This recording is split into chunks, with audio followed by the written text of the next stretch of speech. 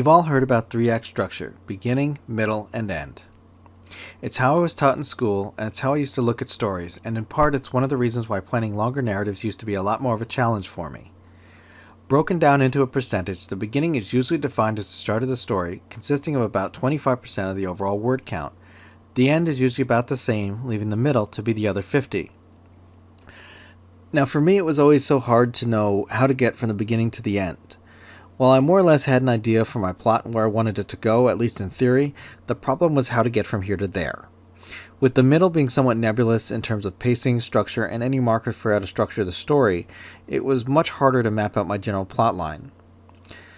While I was trying to find a way to help prepare some of my ideas, which had been tweaked and in some cases tweaked several times, I needed to find something that would allow me to plan my outlines in a more consistent way, and in my search I came across 4-act structure. At its core, the only real difference between 3 and 4-act structure is that it breaks the story into 4 roughly equivalent chunks. However, that small difference made a world of impact for me. Put simply, it helped me organize the pieces in my brain so that rather than this big overwhelming thing, it made it into more digestible chunks. The way 4-act structure works is that it breaks the novel into 4 roughly equal segments, each with their own individual jobs.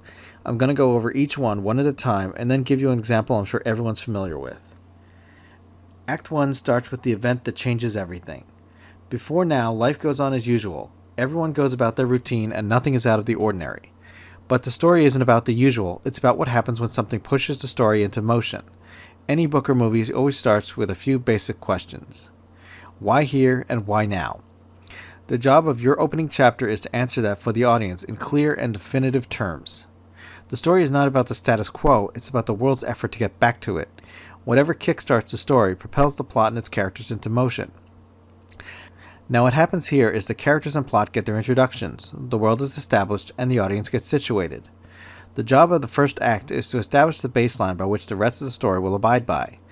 By the time it's done, the reader should have a fair idea of who the players are and what the stakes are going to be. Now the author may not introduce every character in Act 1, but the reader should have a fair idea of what's what by the time we reach the end. The first act always ends with what I call the point of no return.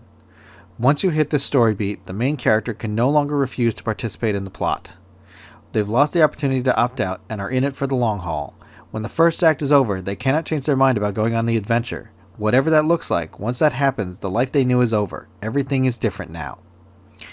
Act 2 goes from that point to the midpoint of your story, which covers from when your characters develop a plan to the point when they realize it's all going horribly wrong. This is the downturn, when the protagonist is dealt a setback severe enough to make them reconsider their current course of action. Either a main character dies, or the plan fails, or something else unexpected occurs that the characters just aren't ready for. No matter what shape that takes, it's the event that stops them in their tracks. At this point, the characters have been dealt a serious blow, but it's not over yet. Act 3 is the search for a new plan. Either the main character spirals downward or they try something else, but whatever it is, they have to recover from the shock they received at the middle. The plan won't work now. With the first option taken out, they have to think of something else. Maybe the main character lost someone important and needs a reason to go on. With both sides having felt the ground shift beneath them, it's time to develop a new plan of attack. Now Act 3 ends with what I like to call the decision point. With all that's left being the ending, the finale of Act 3 is when everyone has rallied the troops and you've made all the steps you can make, and now it's time to roll the dice. How it ends is up to the author, but this is the point where one way or another, it's time to play for all the marbles. Either they find the key, a traitor is revealed, or they've got nothing left to lose. No matter what, this is the moment where forces collide. Act 4 is, predictably, the ending. The protagonist and antagonist make their last play, and at last we find out how it all ends. The fourth act is where all the threads are resolved and all the questions answered.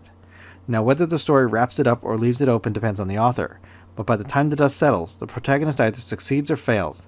By the time the story ends, they're not the same person they were on page 1. Regardless of who wins, the story's done, at least for now.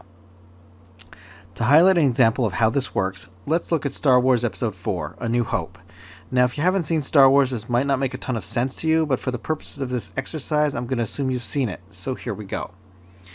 When the movie begins, Princess Leia is being pursued by the Empire for allegedly stealing the plans to the Empire's new base, the Death Star.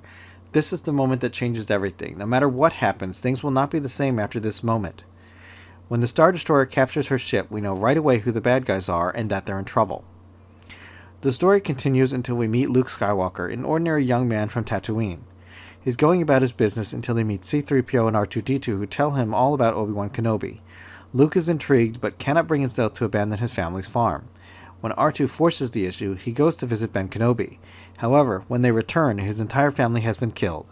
End of Act 1.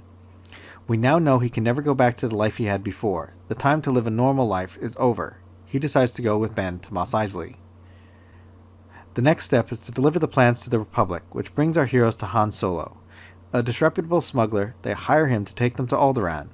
Despite a few hiccups, they are on their way and everything seems fine. Unfortunately, the Empire has already destroyed the planet by the time they arrive, and they are caught by the Death Star tractor beam. End of Act 2. Stuck on the Empire's new battle station, they have a whole new set of problems. They've got to free the ship, save Leia, and get out of there, all without getting killed. Through their various efforts, they succeed, and with the plans in Leia in hand, they escape the Empire, though as Leia points out, they let them go.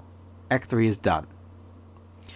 With the plans in hand and the Empire on its way, all that's left is to find out who will end up on top. Luke joins the X-Wing squadron and Han plans to leave, while the fate of the rebellion hangs in the balance. A memorable final battle later, the rebellion has won and for the moment enjoys a victory against the Empire. So the next time you read a book or watch a movie, think about 4-act structure and how it relates to the narrative being told. You just might be surprised how well it works. Thanks for watching, and if you liked it, click the subscribe button and leave a comment below. You can also find me on Twitter and a few other places on the web, or support me via Patreon or Ko-fi. Zebra hugs!